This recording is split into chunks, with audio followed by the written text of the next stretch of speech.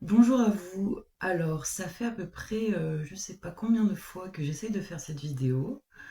Donc, je vais y aller tranquillement et je vais faire de mon mieux. Je pense que je m'améliorerai au fur et à mesure et que ça sera de plus en plus fluide pour moi de parler toute seule devant une caméra, ce qui n'est pas forcément évident, je l'avoue. Je vais commencer par une courte présentation. Donc, je m'appelle Alice Noblesse, je suis opérateur de support en hypnose régressive ésotérique. Je suis aussi médium, je fais des soins énergétiques. Euh, j'ai un parcours multiple en termes d'expérience professionnelle, mais j'ai quand même toujours eu un regard et une passion sur tout ce qui concerne les processus thérapeutiques, le vivant, le corps humain, l'esprit, la conscience et tout ce qu'on peut trouver dans l'éther. Donc je me suis pris des petites notes. Là, pour cette première vidéo, je vais répondre à un message que Tina m'a mis. Je vais pas le lire parce qu'elle m'évoque une situation qui lui est personnelle. Par contre, je vais aborder les thématiques qui peuvent concerner le plus grand nombre en essayant de lui répondre au mieux.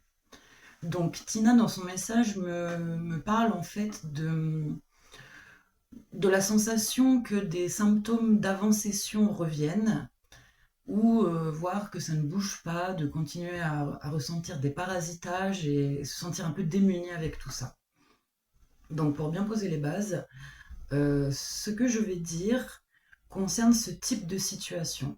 Chaque métabolisation est unique, chaque processus de libération aussi, donc il n'y a pas de règle systématique. Si vous vous reconnaissez dedans, tant mieux. Si ça peut vous éclairer, tant mieux. Après, c'est évident que ça ne va pas parler à tout le monde. Un autre point que j'ai envie de clarifier maintenant, c'est que je parle depuis mes connaissances et depuis mon expérience. Donc j'ai aucune vérité absolue et il ne faut pas prendre ce que je dis comme étant la seule façon de voir les choses, bien entendu. Je regarde mes petites notes parce que ça m'aide à me structurer. Voilà.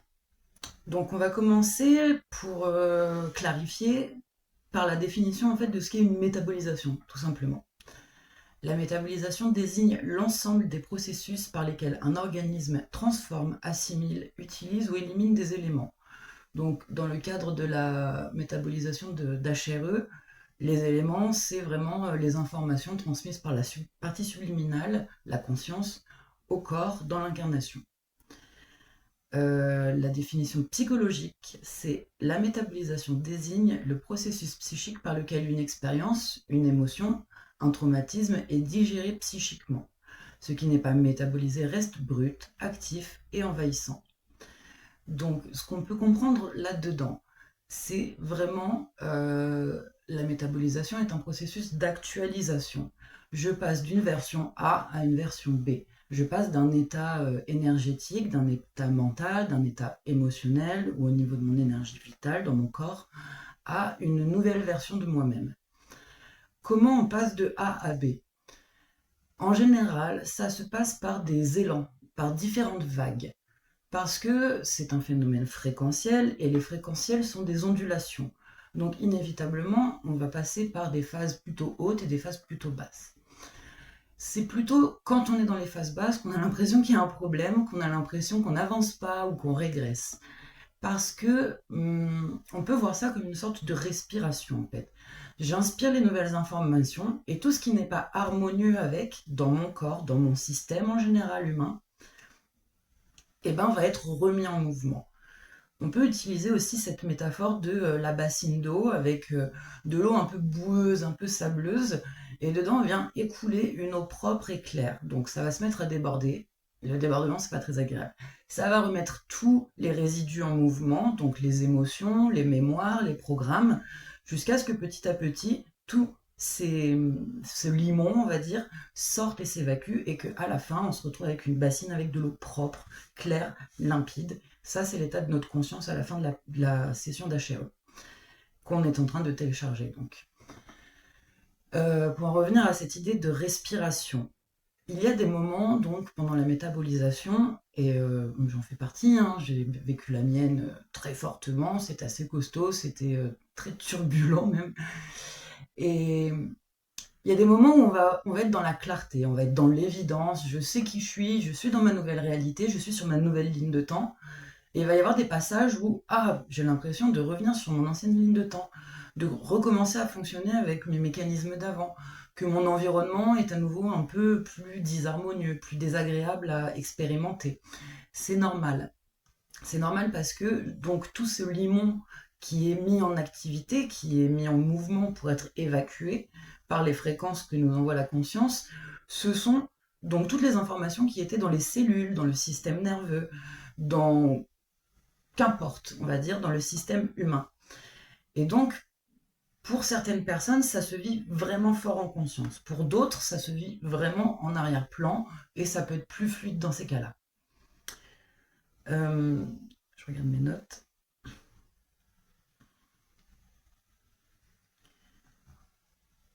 Ta, ta, ta. Oui.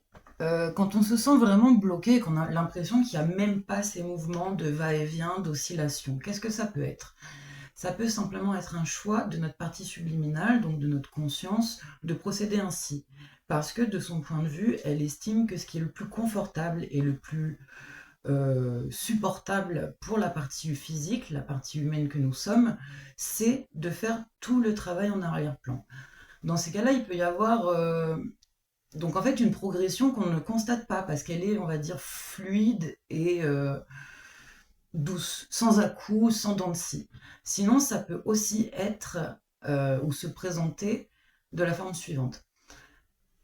Tout ce que je télécharge, tout ce que ma partie subliminale m'envoie, je le prends en moi, je l'intègre en arrière-plan, on va dire, de ma conscience active dans le quotidien.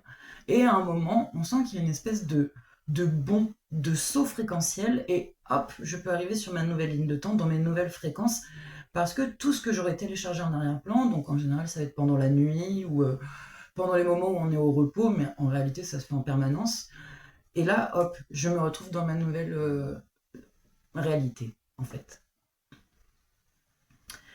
Euh, Pourquoi il peut y avoir des blocages pendant la métabolisation? Simplement parce que la conscience, on parle de partie subliminale pendant la session, c'est une partie avec laquelle on dialogue en tant qu'opérateur, mais en réalité, la conscience, c'est une multitude de parties subliminales qui diffèrent des points de vue, en fait, des points de vue qui sont les différents plans fréquentiels. Donc, on va dire qu'il y a cette partie subliminale dans l'éther et que plus on se rapproche du corps, plus les parties subliminales sont humaines, ressemblent à notre mental à nous. Donc il y a aussi des parties qui sont dans notre subconscient qui renferment les programmations, les émotions et des sortes de cristallisations qui ont pu émerger pendant des événements de la vie. Parfois, les blocages viennent de ces petites parts-là, parce qu'en fait, elles sont tellement habituées à fonctionner d'une certaine manière qu'elles ont du mal à changer de réalité, elles ont du mal à s'actualiser. Si le programme tourne en boucle depuis des années, il a accumulé tellement de choses en lui, des charges émotionnelles, des énergies, qu'importe. Et donc, parfois, le blocage peut venir soit d'une résistance à accueillir l'émotion qui a besoin de se libérer pour retourner le programme, ou soit simplement d'une manque de compréhension à cet endroit-là. Du coup, dans ces circonstances-là, moi, ce que je peux vous proposer, c'est comme de vous parler à vous-même, en fait. En fait, ça serait vraiment incarner volontairement la place de votre partie subliminale. Je suis ma conscience, je suis mon pouvoir, je sais. Je sais que ma session a été faite, je sais que ma réalité a changé, et pourtant je sens qu'il y a un blocage. Donc je m'adresse à moi, et la manière dont je le fais en tout cas, c'est que je m'adresse comme à un enfant à l'intérieur de moi. Comment? En disant la première des choses, je te reconnais. Je sais que tu es là et c'est complètement ok. Parce que si on met de la résistance sur de la résistance, ça va pas régler le problème. Si on met de l'accueil sur de la résistance, en général, ça aide à délier, à dénouer les choses. Donc, je me parle à moi-même et je me rassure. Et je me donne les informations. Aujourd'hui, je suis à même de vivre ma réalité. Je suis à même d'accueillir les événements. J'ai le pouvoir, je suis puissante, je suis en sécurité. Et rien que le fait de se réinformer, eh ben, ça va permettre parfois de juste débloquer les petites choses qui coincent. Voilà, ce que je m'étais noté aussi, c'est que la métabolisation, ça peut être vu comme une sorte de rééducation. Quand je me blesse dans la matière, je peux aller voir un kiné qui va apprendre à mon corps à retrouver sa motricité, sa mobilité, peut-être son flex, etc. Eh bien, quand on fait une séance d'hypnose régressive ésotérique, c'est la même chose, mais c'est au niveau fréquentiel, au niveau énergétique du corps. Je m'explique. Euh, la plupart du temps, si ce n'est dans la majorité des cas, quand il y a interférence, il y a un manque de fluidité énergétique, un manque de circulation des énergies, des fréquences, des émotions, de l'information en général. Donc, ça crée une immobilité. Et la session est là pour venir remettre le mouvement, revenir en action, en création et en expansion. Donc, pour passer de l'immobilité à l'expansion, nécessairement, ça demande un réapprentissage, voire un apprentissage, parce que on est beaucoup à s'être incarné, déjà interféré, en fait. Donc, c'est comme si toute notre vie, on fonctionne avec l'adaptation, en fait, qu'on a élaborée à l'interférence, et d'un coup, on se découvre dans un état qui n'est plus interféré, donc qui est capable de bouger, de créer, de choisir, de décider, de se moduler. Donc, c'est une nouvelle version de soi. Donc, c'est pour ça que j'aime bien cette image de rééducation, parce que c'est vraiment mettre de la clarté, mettre de la conscience sur, OK, et bien maintenant, comment je veux fonctionner, comment je veux me manifester, comment je choisis de m'exprimer, comment je veux orienter ma vie. Et plus on met de la clarté, de la conscience, plus on prend le temps de s'accueillir et de s'écouter aussi, plus ça permet de fluidifier les choses. En fait, ce que je pourrais le dire autrement, c'est au plus clair sont mes intentions, au plus facile, c'est facile, au plus simple, c'est de me positionner et d'orienter ma vie. Voilà. Alors ensuite, oui, je vais faire aussi un petit point maintenant sur la possibilité d'émergence de capacités extrasensorielles pendant la métabolisation et dans la précession. Pourquoi ça arrive souvent et pas forcément à tout le monde? Eh bien déjà parce que lorsque le corps est rempli de tous ces engrammes que j'ai évoqués plus tôt, lorsque le corps est dans cette immobilité énergétique, inévitablement l'accès à son intuition et à ses perceptions est comme encombré, bouché. Il y a tellement de programmes qui tournent dans le mental, il y a tellement d'engrammes, d'émotionnels dans le corps, que on est dans une sorte de brouillard d'informations et c'est difficile d'y voir clair. Quand la métabolisation avance, on épure tout ça, on décharge, on restaure la fonctionnalité de notre mental pour que ce soit plus clair et que ça évite de tourner en boucle comme ça a pu l'être. Et donc à ce moment-là, on peut avoir plus de perception. Parce que tout simplement, l'espace est dégagé, donc l'information, qu'elle soit capacité extrasensorielle, intuition, ressenti, peu importe comment on l'appelle, a beaucoup plus de place de se manifester et d'être perçu, entendu, conscientisé, reconnu. Au début, ça peut être dérangeant, perturbant, voire semer une sorte de doute. Est-ce que je suis repolluée? Est-ce que je suis à nouveau parasitée? Parce qu'on se met à fonctionner d'une nouvelle manière et on se met à percevoir des choses qu'on ne voyait peut-être pas avant.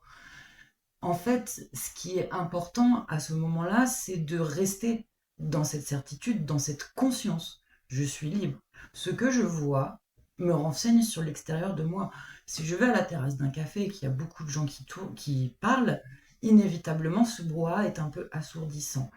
Si je suis seule, je suis plus à même d'entendre les informations les unes après les autres, de les clarifier, de les intégrer. C'est la même chose dans l'émergence des capacités. Au début, on peut avoir l'impression d'être dans un brouhaha, parce qu'avant, on ne les entendait pas et que d'un coup, on se retrouve un peu assailli. En réalité, il s'agit simplement de trouver à l'intérieur de soi la clarté de qui je suis, comment je fonctionne, et oui, en fait, de qui je suis. Ça permet vraiment d'avoir le discernement de ce que je ressens me parle de moi ou ce que je ressens m'indique quelque chose sur mon environnement. J'espère que je suis claire. Ta, ta, ta. Alors, à propos de la sensation de subir des attaques énergétiques en après-session. Bon, selon votre condition ésotérique de début de session, inévitablement les manifestations de métabolisation vont être toutes différentes, hein, ça c'est clair. Pour les personnes qui ont l'impression de subir des parasitages, des attaques, vraiment des choses perturbantes dans le quotidien, il y a plusieurs raisons possibles. Je ne peux pas toutes les évoquer parce que vraiment là, il faudrait faire du cas par cas et je ne vais pas m'attaquer à des grandes généralités. Je vais seulement en citer certaines qui me paraissent être les plus fréquentes. Donc, premièrement, comme je l'ai dit avant, ça peut être simplement l'épuration. Donc, la remise en mouvement des engrammes, l'évacuation des émotions, le reparamétrage des programmes mentaux et qui font ressurgir des vieilles informations, mais c'est juste le passage d'une réalité à l'autre. On sait que ça s'évacue et qu'une fois que l'eau a été nettoyée, c'est clair, c'est limpide, on sait où on en est. L'autre possibilité, donc, comme je l'ai dit juste avant aussi, c'est cette émergence des capacités extrasensorielles qui nous donne un accès élargi à notre réalité, à notre conscientisation de notre environnement. Ensuite, donc là, je veux vraiment pas du tout être alertiste. Je veux simplement donner de l'information pour aider à comprendre et pour aider aussi à conscientiser qu'est-ce que je peux faire, où est mon pouvoir. Il peut arriver que pendant la métabolisation, étant donné que c'est un processus progressif, certains vieux programmes persistent, résident encore dans le subconscient, dans les énergies, et donc qu'il y ait des entités qui essayent de passer par là pour vous déstabiliser, parce que leur but, en fait, c'est de se nourrir. Il n'y a pas de jugement à avoir, hein, c'est ni bien ni mal, c'est simplement leur mode de fonctionnement. Que faire dans ces cas-là? Simplement se rappeler, ok, eh bien, il a faim, sauf que ici, c'est chez moi, et moi, je ne suis pas un casse-croûte. Moi, je suis libre. J'ai restauré ma souveraineté, j'ai restauré mon pouvoir, et je sais que par ma volonté, j'ai du pouvoir sur eux. Quiconque vient dans ma maison peut pas se mettre à faire le bazar, crier partout, manger, vider mon frigidaire. C'est chez moi.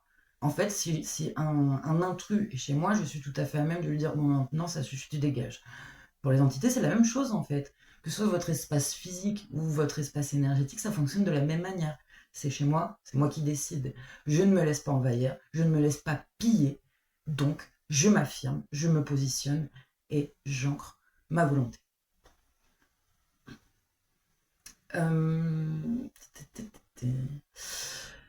La deuxième chose aussi, par rapport à ces sensations d'attaque, ça peut être des épurations, on va dire, systémiques. Je vais essayer de faire simple et clair, parce que ça, c'est vraiment quelque chose qui nécessiterait une vidéo en soi. Ce que j'entends par là, c'est que selon l'interférence que vous aviez, selon la génétique que vous aviez, selon voilà, toute la condition ésotérique d'avant-session, il est possible qu'il y ait des nettoyages qui se fassent au niveau systémique. Ce que j'entends par là, c'est les mémoires familiales, les mémoires d'autres lignes de temps de ma conscience, des choses comme ça. Donc, s'il y avait des adhésions, des connexions, des interpénétrations de ces différents plans, de ces différentes réalités, il est possible aussi que vous viviez comme une émergence de ces mémoires dans votre réalité actuelle, mais qui ne font, comme pour tout le reste, que circuler pour s'évacuer. Donc, pareil, on reste calme, on accueille, on libère. C'est vraiment cette sensation de canaliser l'information, canaliser l'émotion et la mémoire. Moi, je sais que je suis pouvoir, je suis puissance. Donc, je peux laisser passer à travers moi quelque chose qui est éphémère. Parce que ma puissance, elle est immuable. Ensuite, je voulais aussi revenir sur la question de l'accompagnement pendant la métabolisation. Donc l'accompagnement, que ce soit par quelqu'un de notre équipe en psychologie, par des thérapies somatiques, enfin quoi que ce soit en fait, vous vous orientez vers ce qui vous parle, ce qui vous appelle. Il y a vraiment énormément de choses qui existent maintenant et beaucoup de choses qui sont très soutenantes. Mon point de vue là-dessus, c'est n'hésitez pas en fait. Les libérations peuvent être lourdes, ça peut être vraiment chargé comme processus, tout comme ça peut être extrêmement fluide et évident, voire instantané hein, dans certains cas. Là, moi, je m'adresse aux personnes qui ont des problématiques pendant la métabolisation, c'est pour ça que je parle plutôt de ça. N'hésitez pas à vous faire aider. Et si vous allez voir quelqu'un et que vous vous dites ça fonctionne pas, c'est pas pour autant qu'il faut s'arrêter dans cette démarche d'accompagnement en fait. Essayez différentes choses. Moi, je sais que pendant ma métabolisation, je me suis fait accompagner donc en somatic experiencing. C'est une manière d'actualiser, on va dire, les programmes du système nerveux du corps dans le présent. Donc de régler les traumas de l'enfance, de l'adolescence, à partir de l'adulte que je suis maintenant, qui a des ressources, qui a des capacités, qui a un pouvoir et qui peut résorber, on va dire, les mémoires de ma propre vie à partir de la sécurité de mon système d'aujourd'hui. Ça, moi, ça m'a énormément aidé, mais il existe beaucoup de choses différentes. Après, effectivement, dans l'équipe, on propose aussi des accompagnements et des suivis post-hypnose, des soins énergétiques. Il y a tout un tas de possibilités. Mais vraiment, ne restez pas démunis, en fait. Ne restez pas en train de vous prendre des vagues, de pas comprendre, de souffrir. C'est vous qui avez le pouvoir, en fait, de rendre les choses fluides, faciles, plus douces et plus agréables.